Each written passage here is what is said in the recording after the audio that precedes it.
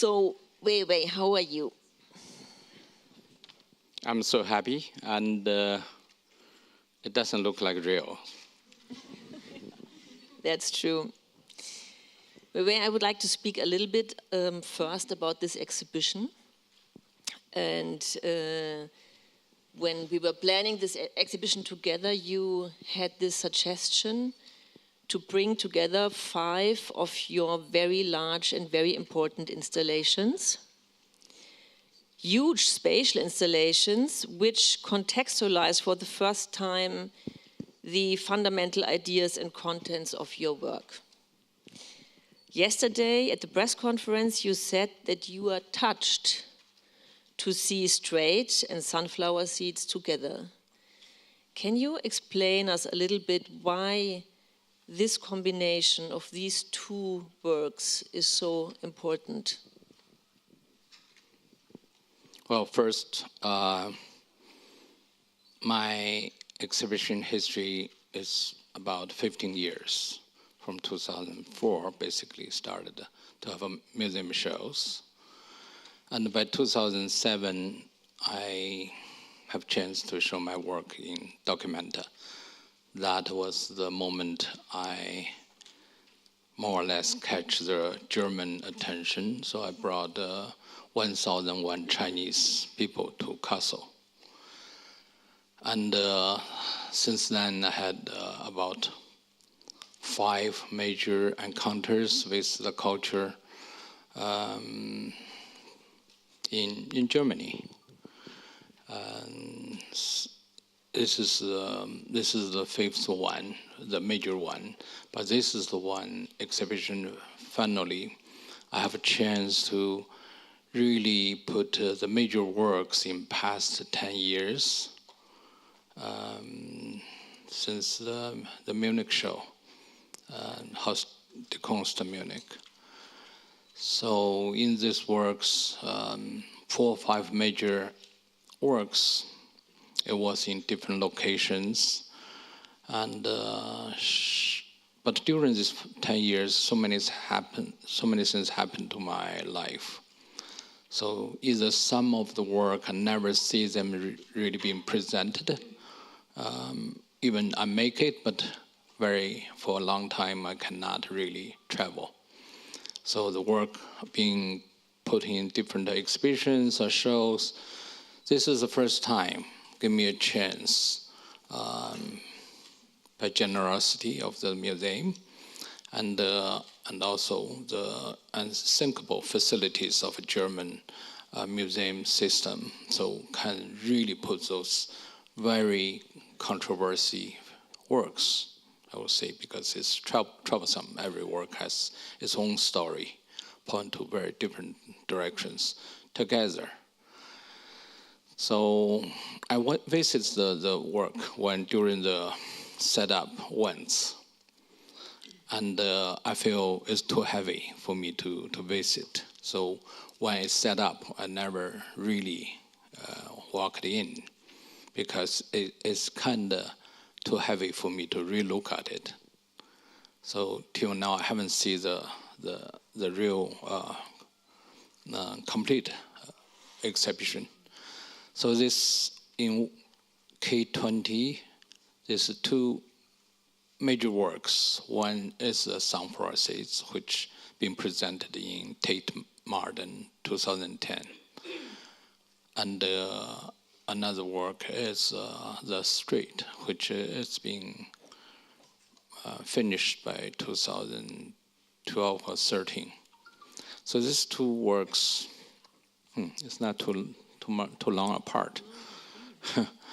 By 2010, when I have to make a show in Tate, I was asking myself why, what I'm going to make in this large, huge terrain hall. So then I realized I consider my situation in China, and also about installation, shapement, everything. It's very complicated to do a show from a foreign state. especially in China. So I come out with the idea to make a very small object. So the idea is how small it can be. So the sunflower seeds jumped into my mind.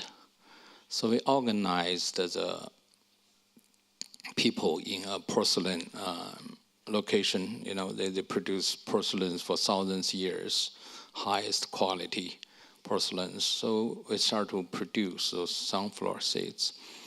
The sunflower seeds consists about over 100 million of them, and it takes about 1,600 people worked for 2 years to hand paint those individual seeds.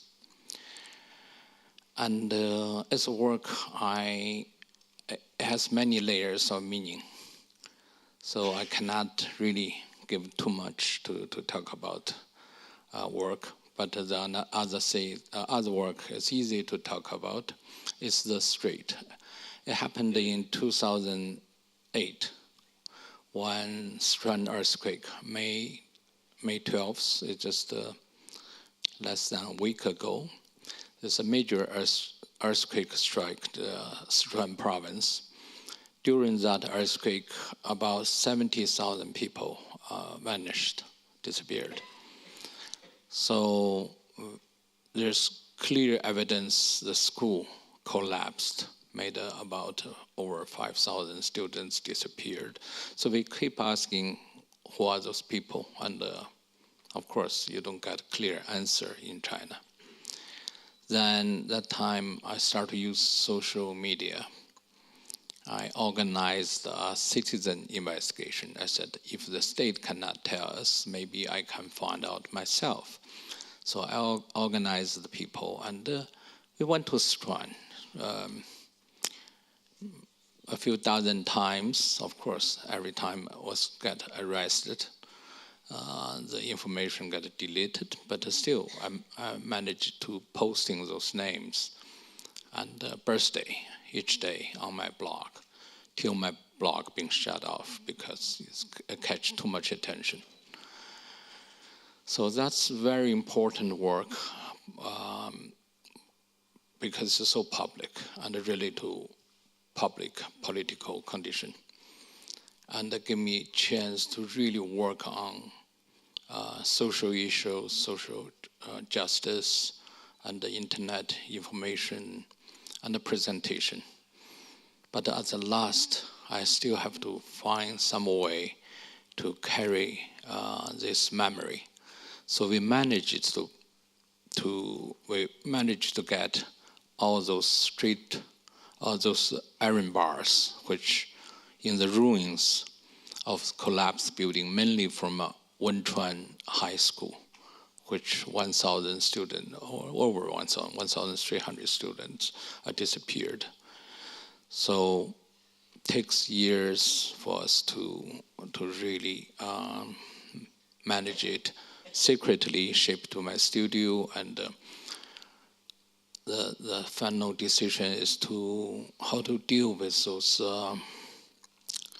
ruined rebars. They all tasted broken and rusted, so we decide to straighten them and make it a piece looks like just come out from the factory. So these two pieces each weighted over 100 tons.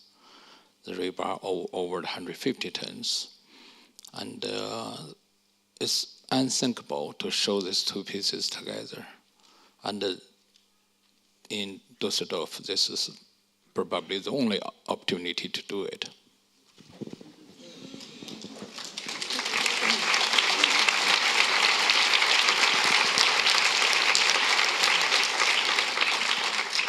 Well, we are very proud, and Düsseldorf is very proud about that.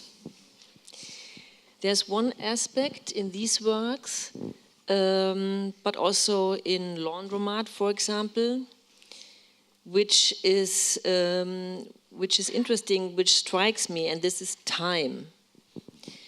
It needed years to handmade these 100 million sunflower seeds, and it needed years to straighten the 150 tons of steel bars in straight.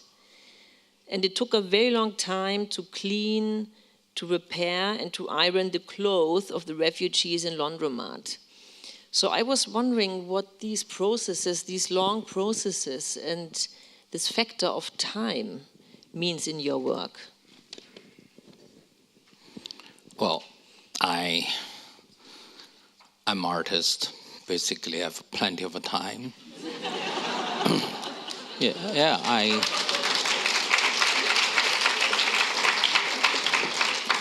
I realize I have plenty of time, and under certain works, yes, you think it takes a lot of time, but if you think all those clothes, over thousands of the clothes, the refugee carried from their home, from Syria, from Afghanistan, from Iraq or Pakistan.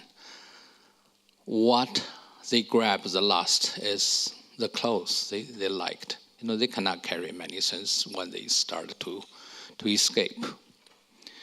Very often, the house are bombed, the street is all bombed, and many neighbors, relatives are dying. So those clothes being with them for months. And at that time, it's Germany, Berlin, gave me a possibility to come out from China after 4 years of detention. So I have the possibility to visit those refugees. I think that's what means freedom. You're free to do what you want. That's freedom.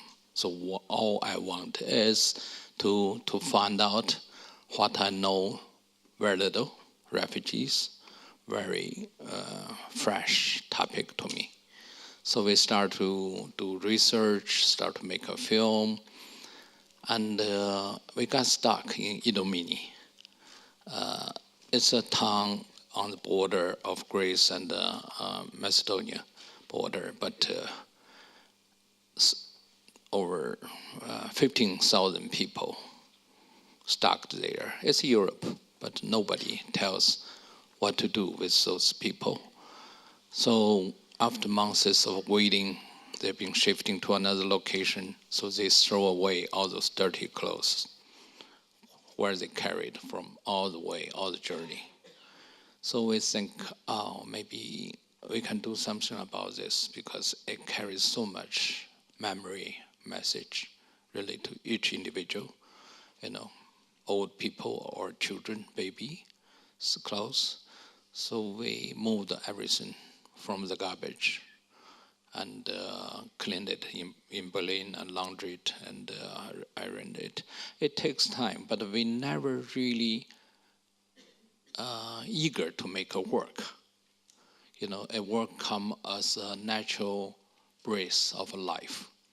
It's more important to have the life to do a work. For me, it's very easy because it comes out naturally.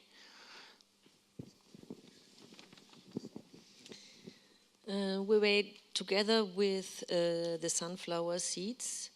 You show a new work, a wonderful new work called Zodiac, Tierkreiszeichen.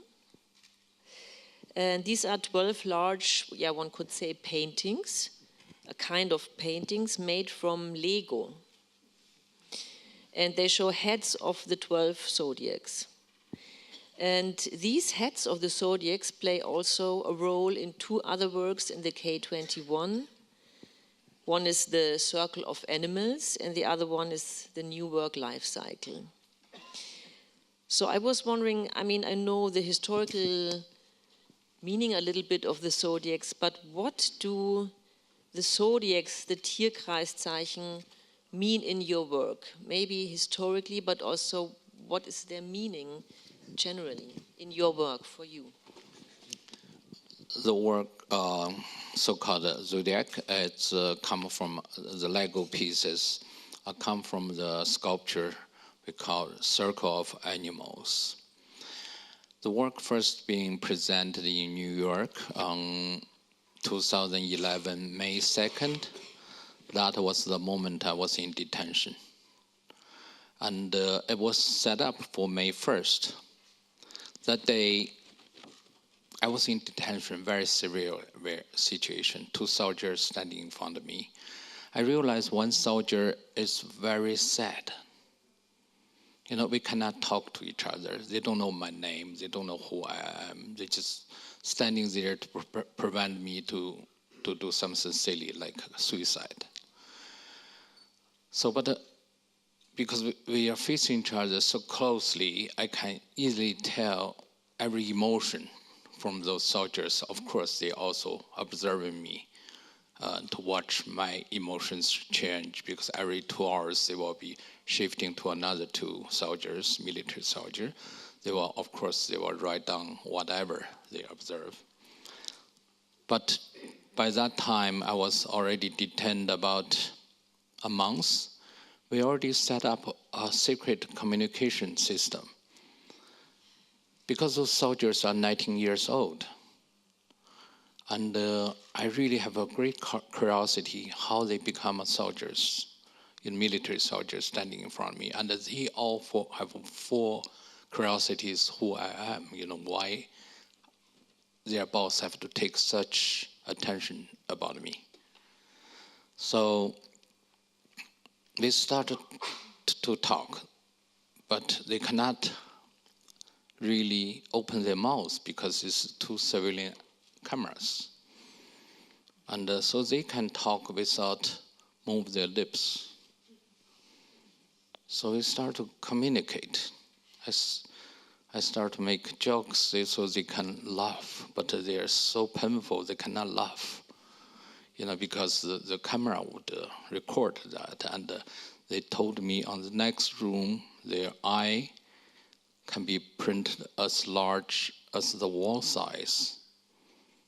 On the monitor, the huge monitor on the wall. So at least 3 systems are watching: the secret police, the military police, and the public security. 3 different systems. So, but still, we build some kind of communication. So I asked that person, "Why are you so sad today?" He said, "My mentor is killed." I was so surprised. This soldier, 19 years old, what kind of mentor he has? He said, the US just killed bin Laden, May 1st. I was completely shocked.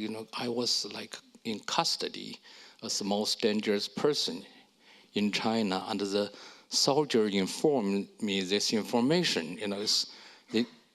It's like shocking. It's just shocking.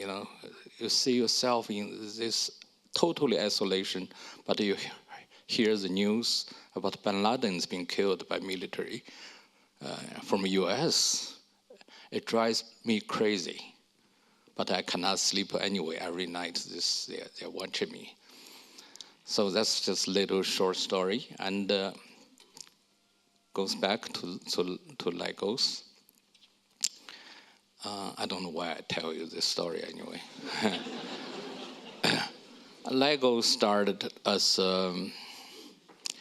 when we showed in New York. Of course, the mayor, Bloomberg, gave a very impressive speech in the rain, and many important artists in New York read my writings and stuff in front of the sculpture, but I don't know anything about it till many months later. I've been released.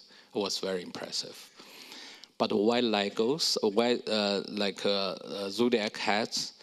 Zodiac hats are created in Qing Dynasty about 200 some years ago, and it's by an Italian missionary person designed this Western-styled palace for Chinese kingdom. They try to please the Chinese kingdom. So in the fountain, they have a fountain heads, the water comes out. The design those animal heads. But at the last, the 18th century, when they have the Opium War between the West and China, 8 nations invade China, and they burned this summer palace, which is belonged to the king. And they looted those sculptures, those metal bronze head.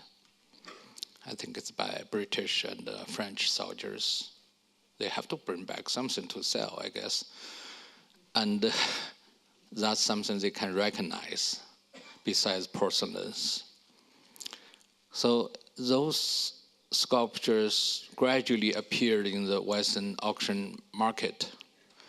And by that time, China has become economically more, stronger, more prosper.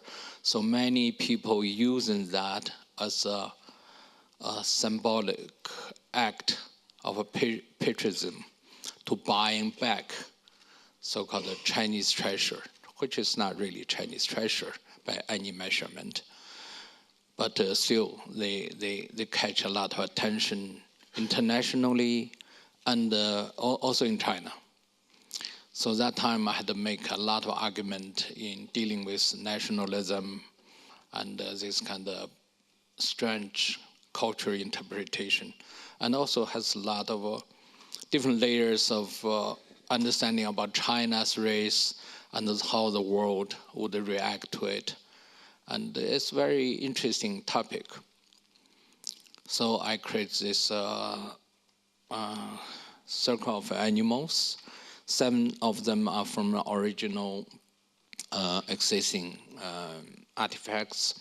5 of them I have to use my imagination to create it, such as dragon, snake, a dog, and a rooster, and a lamb, which I just have to create it to make it a 12.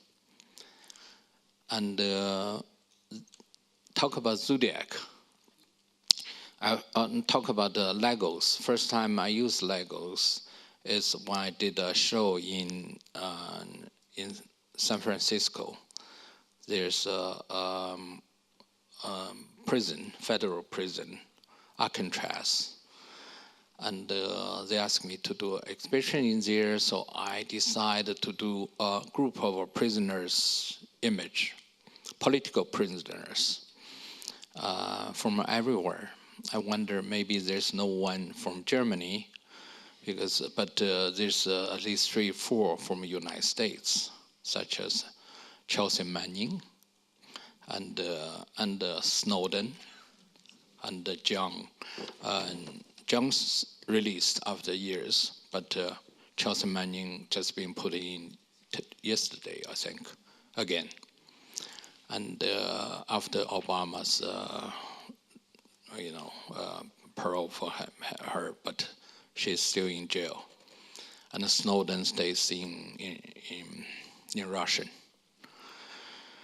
Why I use the zodiacs is I got all the photos of political prisoners from Amnesty International. The quality of photos are very bad because for many political prisoners, you couldn't even find a right photo.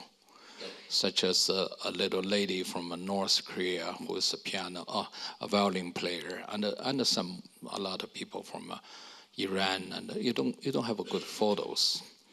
So I was thinking how to present those people. Then I realized Lego will be the best material because you can digitalize all the image and pixel it. Then all the images, doesn't matter, so-called good image or bad image, all come out the same. So Lego has that quality, gave great definition, and even out all the qualities. That is very special in terms of so-called painting, because painting is so much based on personal movement, strokes, interpretation. Every stroke is really come from that. So Lego is a media can free me from doing that, because I always want to make a painting to look like a painting, but not a painting. This is always my dream. Since the 90s, I was in New York. I try to make something looks like a painting, but it's not real painting, because I hate to do painting. So, but I cannot even escape that much, because I have to use painting as ready-made. So it comes out very naturally, and I still trying to develop me, become a Lego master, on the same level as Rembrandt or. They have their time, I have my time, and at least my language can be understood by my son and all school kids. I think I won the popular votes. So that's the story.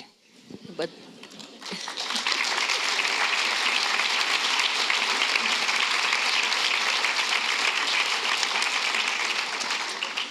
they are indeed very masterly.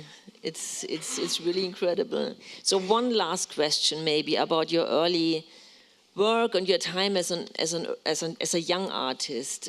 We also show in the K21 very early work. We show very early painting, which is interesting painting, and we show these photographic series, the New York photographs and the Beijing photographs. And these New York photographs from the early 80s, they are very interesting, and they are also they show that also in this time you've been already engaged, and you were already looking what's happening around you, documenting it, photographing it.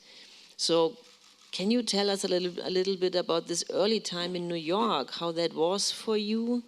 To be in New York as a young artist in the 80s must have been fantastic. First, I have to make some corrections. I'm still a young artist.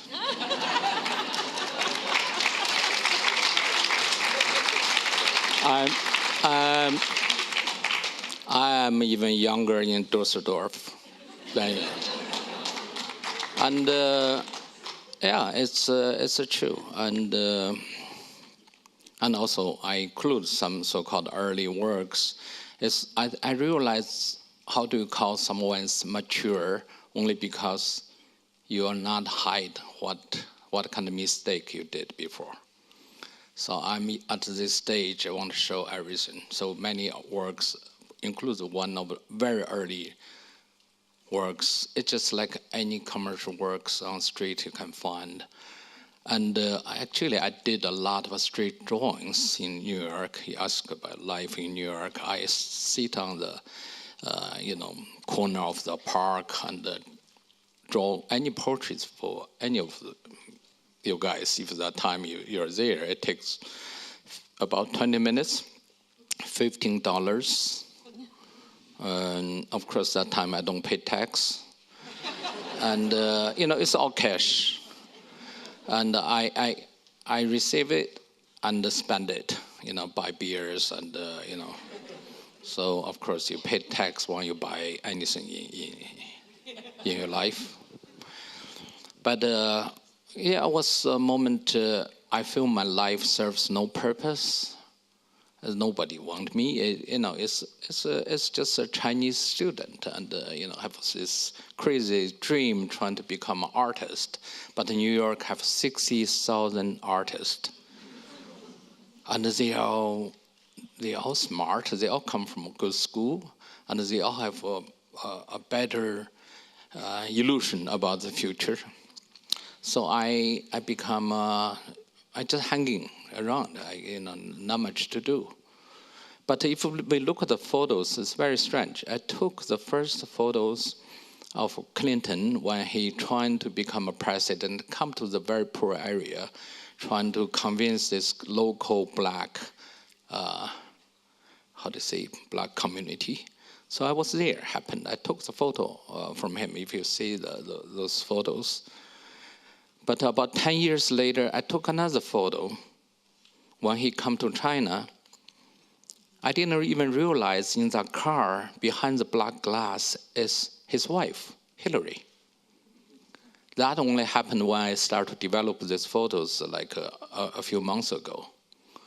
You know, my photographer assistant told me, that's Hillary behind the glass. I said, yes, that was the moment when Clinton trying to give a talk in Beijing University. But that time, I don't know why American embassy called me and said, do you want to attend? I was so stupid, I just said yes. You know, I don't know, even by then, must be the police already noticed me, why he's invited by U.S. Political bureau in U.S. Embassy. So I took another photo. So sometimes I think you cannot underestimate your life, even you're just like, serves no purpose. But how could you have, 10 years apart, took these two photos, and with the president and his wife. So, this is funny. Life is very strange.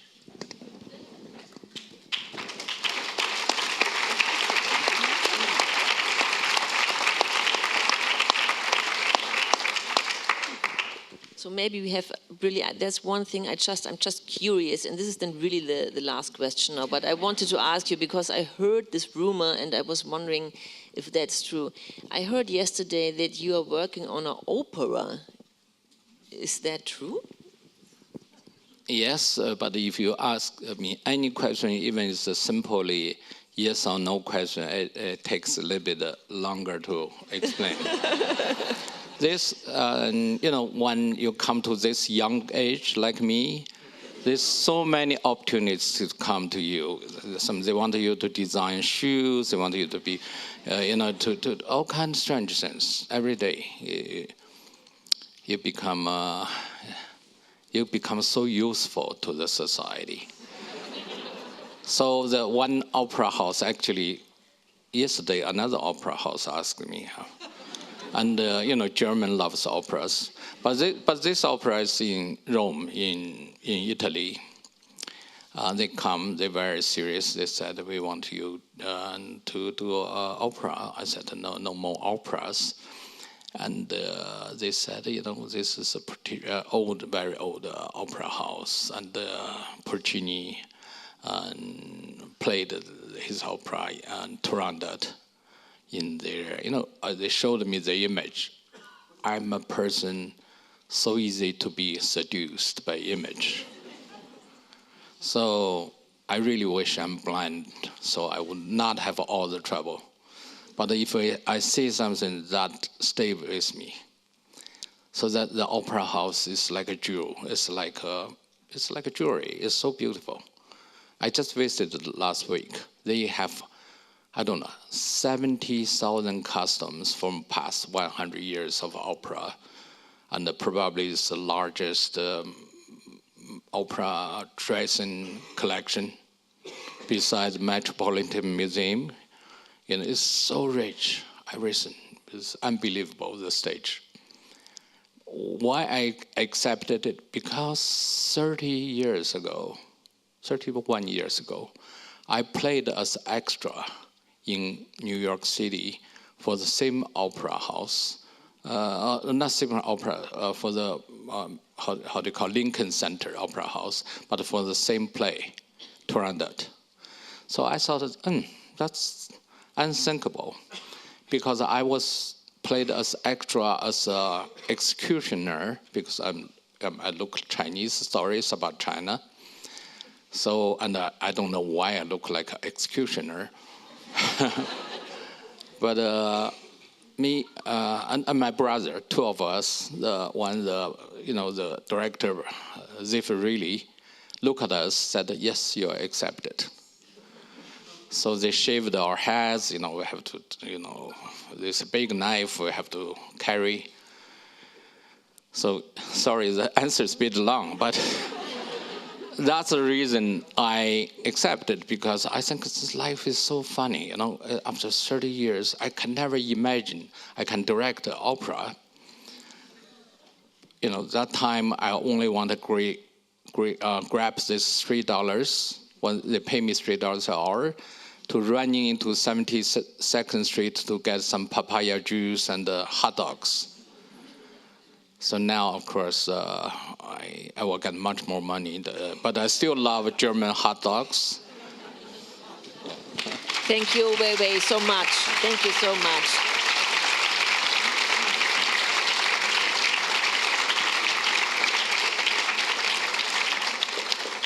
So now I think everybody is very curious to see the exhibition. And I would like to ask you not to come down and ask for selfies or Autogramme, because this would kind of be very tight and not comfortable. Please enjoy the exhibition and have a very nice evening. Thank you, Ai Weiwei. Thank you.